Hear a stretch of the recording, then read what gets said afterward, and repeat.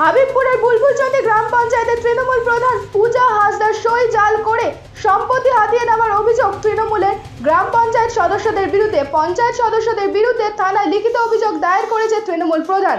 ঘটনা ঘিরে চাঞ্চল্য মালদহের হাবিবপুরের বুলবুলচন্ডী গ্রাম পঞ্চায়েত এলাকায়। সেই অভিযোগে জানিয়েছেন তার সই প্যাড সিল জাল করে বংশ বিবরণী সার্টিফিকেট জালিয়াতি করেছেন তারই পঞ্চায়েতের তৃণমূল সদস্য রাজীব মণ্ডল।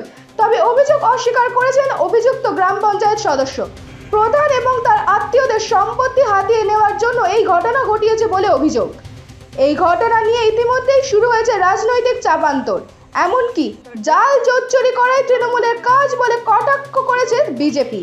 পাশাপাশি এই ঘটনা প্রমাণিত হলে কঠোর ব্যবস্থা নেওয়া হবে বলে প্রতিক্রিয়া দিয়েছেন জেলা তৃণমূলের নেতৃত্ব। এবার শুনে নেব এই ঘটনা নিয়ে উত্তর মালদহ সাংগঠনিক জেলা বিজেপি সভাপতি উজ্জ্বল দত্ত ও মালদহ জেলা তৃণমূল সভাপতি আব্দুর রহিম বক্সি কি বললেন।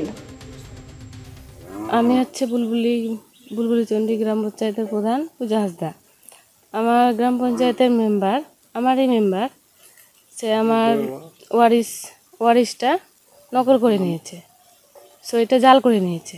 মানে ওনার ওয়ারিসে অনেকেই আছেন, মানে ওনার দাদা ভাই সবাই আছে, ভাই বোন আছে, সবাই আছে, কাকা জেঠু সবাই আছে।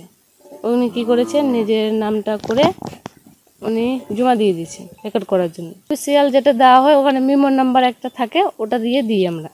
ওখানে খাতাতে যেটা থাকে ওখানে সইও করা থাকে, আর মেমোর নাম্বার যেটা দিই মেমোর নাম্বারটাও নেই।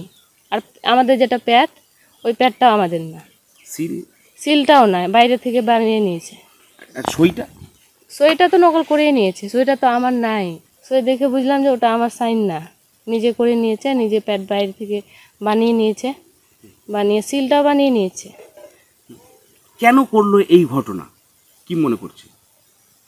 আমরা মনে করছি যে নিজের নামে সম্পত্তিটা করবে, কাউকে দিবে না, এই জন্যই করেছে। আর আমাকে বিপদে ফেলার জন্য এরকম করেছে। বিশ্বনাথ মণ্ডলের 15 বিঘা জমি, তার ছেলে, আমরা 4 ভাই, মানে 4 ছেলে 2 মেয়ে।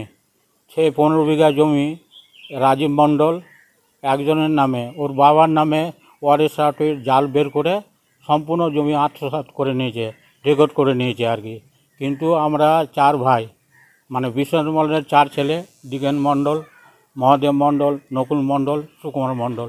তো সুকুমার মণ্ডলকে একমাত্র ছেলে দেখে রাজীব মণ্ডল, যেহেতু জিপির মেম্বার, গ্রাম পঞ্চায়েতের মেম্বার, সে ও যেভাবেই হোক জাল সার্টিফিকেট বের করে, ওয়ারিশ সার্টিফিকেট জাল বের করে সুকুমার মণ্ডলের নামে এককভাবে জমিটার দেখিয়ে তার ছেলের নামে, রাজীব মণ্ডলের নামে রেকর্ড করে সম্পূর্ণ জমি আত্মসাৎ করেছে। আমার জানা নেই ঘটনাটা, আমি একেবারে জানি না কি ঘটনা ঘটেছে ওখানে। আমি দলীয়ভাবে তদন্ত করে দেখবো, যদি কেউ অন্যায় করে থাকে নিশ্চয় তার বিরুদ্ধে ব্যবস্থা গ্রহণ করবে। বলছি, আমরা দেখছি বিভিন্ন জায়গায় তৃণমূলের বিরুদ্ধে, নেতাদের বিরুদ্ধে, ছোট নেতাদের বিরুদ্ধে এই ধরনের অভিযোগ উঠছে। সেক্ষেত্রে দলের স্ট্যান্ড না, যদি কেউ অন্যায় করে দল নিশ্চয় তার বিরুদ্ধে কঠোরতম ব্যবস্থা গ্রহণ করবে। তবে কিছু কিছু রাজনৈতিক দলগুলো আমাদেরকে বিভ্রান্ত করার জন্য, মানুষের কাছে ছোট করে দেওয়ার জন্য এই ধরনের ছোট ছোট ইস্যুগুলো তারা তুলেছে। সত্য নয়, যদি কিছু সত্য থাকে তো নিশ্চয় ব্যবস্থা গ্রহণ করবে। তৃণমূল সব পারে, ওরা পারে না এমন জিনিস নেই।